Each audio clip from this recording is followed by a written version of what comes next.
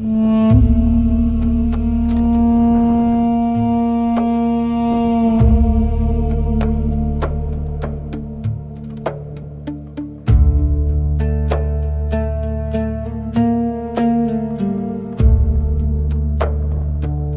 na lang po yung mag-akyat.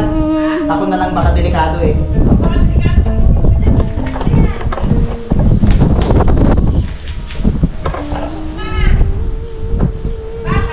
Bakal siya. Oh my God. Ito yung dadaanan natin. So, panahon po ito ng mga hapon pa. Grabe. Pakita natin yung taas. Ayan. Grabe. Grabe lang po. Iba yung pakiramdam ko dito. So, yung dinadaanan natin. Ibang iba talaga. Ano ito? Anong meron dito? May mga tiles, talagang sinaunang tiles. Tapos ito, nakatingin doon sa sulok. Ayan. Tapos dito sa taas na ito. Talagang grabe mga kalahi. Iba yung pakiramdam. Oh my God! Oh my God, putang. Nagagalaw, ayoko na. Nagagalaw. Oh my God, nagagalaw, nagagalaw. Nagagalaw ba? Delikato. Delikato, gumagalaw. Hindi pwede, hindi siya safe. Oh, grabe. Tignan nyo. Ibig sabihin pala, nasira na. Walang signal. So, hindi natin alam. Pero, yung binabaybay natin is tama. Tama. May mga bahay pero walang mga tao. Yun o. May mga bahay pero walang tao. Tao po. Tao po. Walang tao sa taas. May dumungaw daw mga kalahi. Ibig sabihin may multo sa taas. Ayan.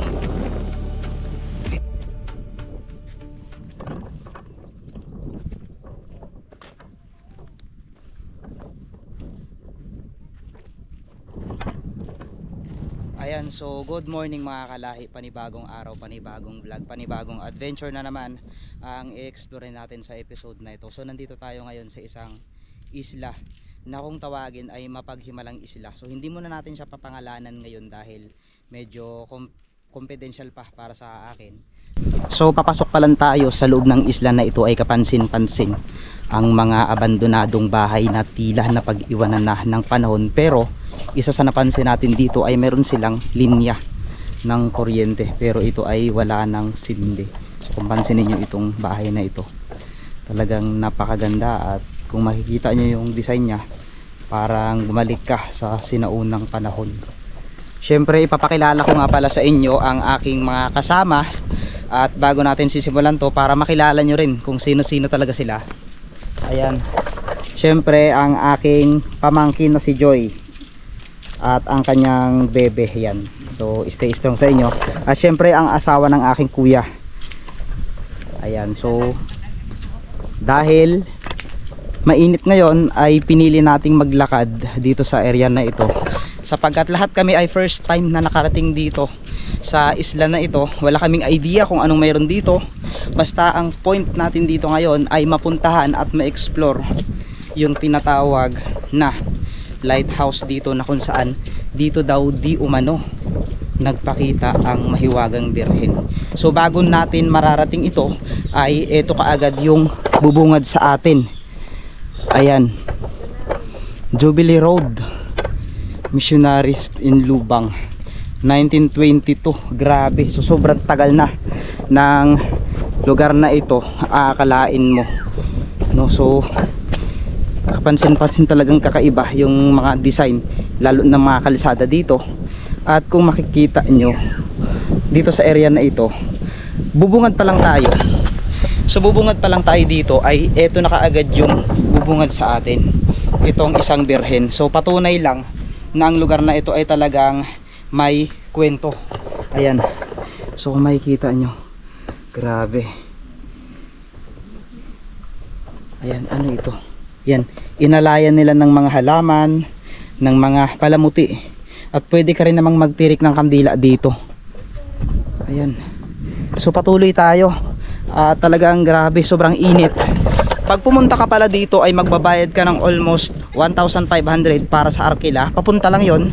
Hindi natin alam kung yung pabalik is another 1,500. So malalaman natin yan mamaya. Pero ano yun, parang may mga tao. Ibang klase dito. Ayun, may mga tao. So sabi nila ang isla daw na ito ay mas marami pa daw ang bilang ng mga baka kesa sa mga tao. Yun yung sabi-sabi dito. At tignan nyo, grabe oh, yung mga bato dito, grabe, ibang klase yung bato. Isipin mo, dito pan-design na sa bahay natin to, pero dito kung makikita nyo yung bato dito ay ginawang bakod lang ng kanilang pastulan ng mga baka dito. Grabe, so napakaganda. Kung mapupuntahan natin ito ng medyo maganda pa sana yung damo, ay para tayong nakarating na rin sa Batanes. Pero dahil tag-araw ngayon ay mas mafe-feel natin. Sabi nga nila, kapag pumunta ka dito ay mas mafe-feel mo daw yung presensya ng mapaghimalang birhen dito. So gaano nga ba katotoo yun, no? So syempre sa lahat ng mga OFW natin dyan na may mga kahilingan, ay hindi ko naman kayo hinihikayat na humiling, lalo na sa mga pinaniniwalaan ng ibang tao. Pero alam ko naman may mga naniniwala pa rin sa atin, iilan na talagang totoo ang himala ng birhen. So may 200 dito at hindi natin alam kung saan patungo ito. Ayan, dahil first time din nilang pumunta dito, wala rin silang idea. Wala silang idea kung ano talaga yung babaybayin namin. Pero bungad pa lang, meron na kaagad ditong 2 kalsada. Ito yung iisipin natin, ay pero mas malapit siya sa dagat eh. So baka nandito siya sa area na ito. So grabe, napakapayapa, napakatahimik ng lugar at bubungad ka talagang wala kang makikitang bahay o sasakyan lang man na dumadaan dito. Patunay lang na talagang itong lugar na ito ay talagang napakasagrado. Kinakabahan, namamangha kasi ang ganda eh, ang ganda niya. Isipin nyo, presidente kayo ng mismong nasasakupan ng isla na ito, pero first time nyo lang na nakarating dito. Kasi nga ano siya, tawid dagat siya, isang isla. Ano po yung pakiramdam nyo? Ano po yung yung reaction nyo doon sa sinasabi nilang mapaghimalang birhen dito, na dito daw nakita mismo ng aktwal? Actual, nung bata kami, nabalita na namin yan, 8 magpapalad na mga bata ang pinagpakitaan ng mahal na birhen. Hindi na, ano, 1922 yung nasa bungad, siya yung isa sa pinagpakitaan ng birhen, si Julius Jubil. Ganda. Tirik na yung araw. Tirik na yung araw, grabe. Dapat pala mga around 6 o'clock tayo nagpunta eh. Mas maganda sana dito yung pag-anuhan yung yung mga damo. Oo, nag-ulan. Ayan. Napakahirap ng tubig dito pag ganitong tag-araw. Napakahirap. Kaya sabi nila kapag umuulan daw dito sa lugar na ito daw yung pagkakataon na talagang masaya lahat ng tao, dahil ultimo daw patak ng ulan ay isinasalin nila sa drum para lang mapakinabangan. So ganun kahalaga ang tubig sa lugar na ito. So ayon nga sa na-research natin, ang lugar na ito ay almost 1,000 plus lang ang mga tao. Ngunit ang mga alaga nilang baka ay doble o triple pa sa dami ng populasyon nila dito. So ganun kahalaga po dito yung baka. So iisipin natin sa panahon ngayon, lalo't tagtuyot, saan iinom ang baka? Saan sila kakain? So ito yung struggle ng mga taga dito, kaya mahalaga sa kanila ang ulan. Walang signal, so hindi natin alam.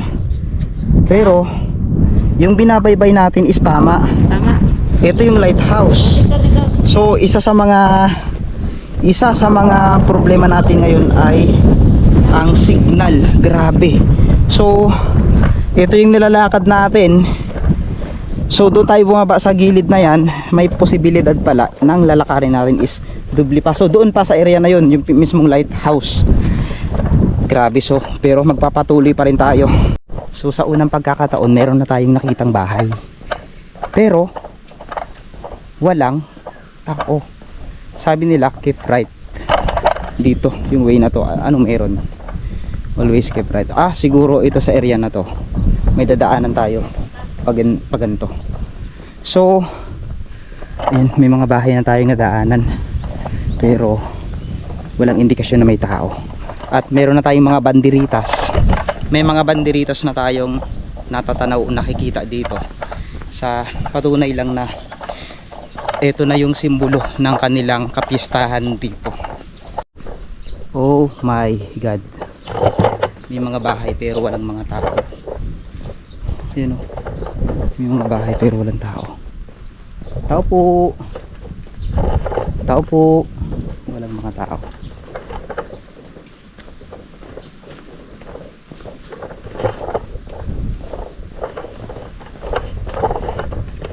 So natatanaw na natin yung parang lighthouse. Meron tayong nakikita doon. I think ito na yung hinihintay natin sa lugar na ito na puntahan. Pero kapansin-pansin sa area na yun, talagang meron talaga silang mga drum na inilalagay. Tapos yung mga drum na yun, parang doon nila iniimbak lahat ng tubig. At sabi nila, lahat daw ng tubig na nagmumula dito, nanggagaling dito, nagmumula dito ay doon pa daw nanggagaling sa may isang isla, kabilang isla.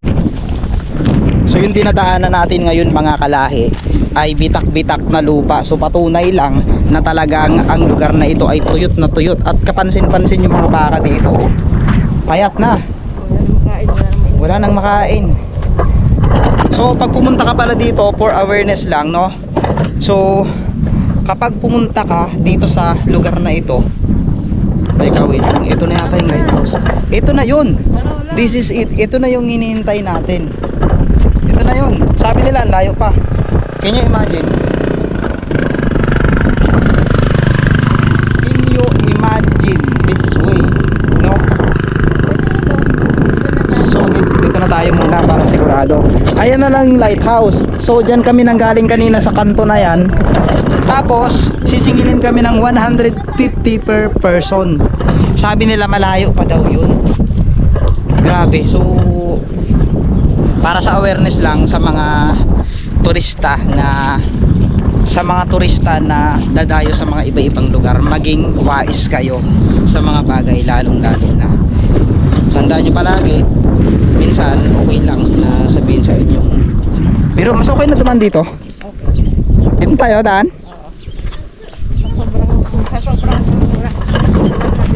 Sa sobrang gusto nilang magkapera, pati tayo lulukogin pa. Grabe ang layo daw, samantalang mayroon tayong G-map. So kung advance sila mag-isip, mas advance tayo dapat, 'di ba? So kung makikita nyo, ayan, finally mga kalay, narating na natin itong historical na lugar na matatagpuan dito sa kanilang lugar. Kung talagang mapapansin nyo ng malapitan, ay talagang mapapasabi kayo ng may ganito palang kakaibang lugar dito. At ito daw yung naging isa sa pinakasagradong lugar noong araw, sapagkat napakaraming mga bagay ang iniingatan dito. So ayan, tila meron talagang ibig sabihin. So eto na, nandito na tayo. Grabe, tabi-tabi lang po. Kapag nandito ka sa loob na ito, talagang kakaiba yung pakiramdam. Parang mayroong ibang aura na mararamdaman. Ay, ano to? Ayan. Tapos ito, meron ditong mga hukay. Tabi-tabi lang po. Wow, grabe. So can you imagine? Sobrang tagal na ng mga bricks na ito na ikinabat dito. Tapos dito sa part na ito, ayan, nilinis po nila, no? Binubuan na ng balete. Grabe. Ayan. So, aalamin natin ngayon kung pwedeng umakyat doon sa taas, pero gusto ko muna kayong ipunta dito sa area na ito. Ayan, ito. Ano kayo yung mga inilagay nila dito noong araw? Ayan, tinubuan na ng mga balete, pero nilinis na nila. Ayan, nilinis na nila. So sa makatuwid, talagang inayos na rin naman. At dito sa part na ito, makikita natin. Sa kabilang part naman ay ito yung makikita natin dito. Kung ano yung napapansin natin doon sa kabila, ay ganito rin. Ayan, tabi-tabi lang po.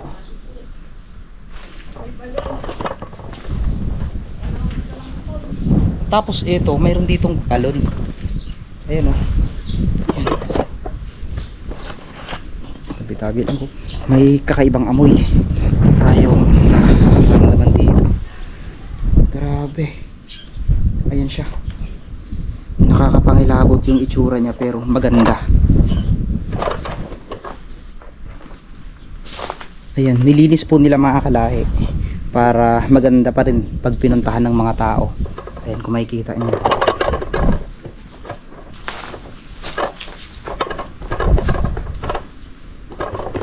Tapos dito sa likod na ito, meron tayong makikitang mga, ayan o, hindi ko ma-explain kasi iba yung takbo ng isip ko dito. Grabe. So may sinaunang mga, mayroon dito mga sinaunang, ayan, sinauna yan mga kalahi. 100 years na ito. Tapos itong napakalaking pintuan, 100 years na rin po ito. Grabe. May guard dyan. May tower eh. Diyan ba yung planta? Oo. Ah, planta daw ito ng kuryente. Tapos ito, ang alam ko dito, pwedeng akyatin itong taas na ito. Ayun yun sa pagkakaalam ko ha. Pero saan ngayon ang daanan dahil wala tayong indikasyon dito na nakita. Ayan. So ano kaya itong mga ito? Ayan. Tubig ba to? Panahon ito ng hapon eh. Grabe. Itong lugar na ito. Wow. Kanyon? Ganda dito oh. Siluguan ng balete. May aswang na yan. Sabi po. Baka dito yung daanan. Ito din ka sa gitna. Ha? Hindi ka kung ano yung destination mo. Bakit? Dinig ka o dini. Ay dalawa nga no. Ayun no, dalawa yung daanan. Kaya nga. Dini ata ang pestang side. Dito. Yung sabi niya, yung may dadanan tayong piyesta. Ay ito ano ito? Daanan ka, kasarap. Ah, may daanan dito. Oh my god, papasukin ko to. Huwag kayong sumunod ah. Lang po.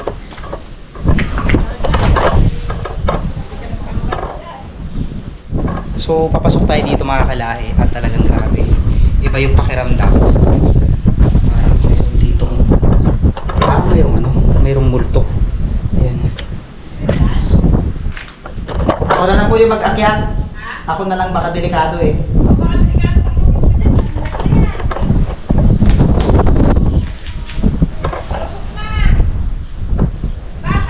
Bakal siya. Oh my god. Ito yung dadaanan natin. So, panahon po ito ng mga hapon pa. Grabe. Kita natin yung taas. Ayan. Grabe. Grabe lang po. Iba yung pakiramdam ko dito. So, yung dinadaanan natin.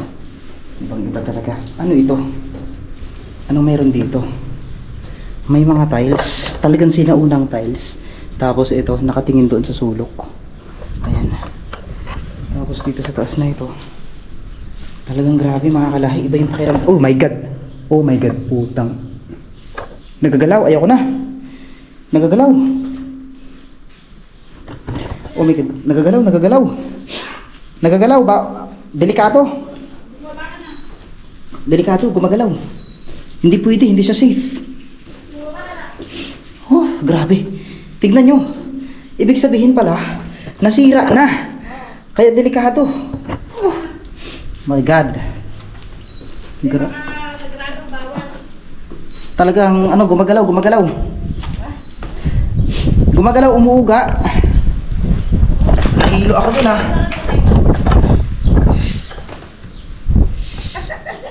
grabe. So yan, dahil dyan mga kalahi, maraming salamat sa pagsama nyo sa akin. At syempre sa mga nakasama ko ngayong araw na ito, ang aking pamangkin na first time na sumama sa aking vlog, si ate, no? So it's time para enjoy naman natin tong lugar at moment naman natin at pagkakataon natin na mag picture picture dito kasi ang ganda. Ay, ito, grabe.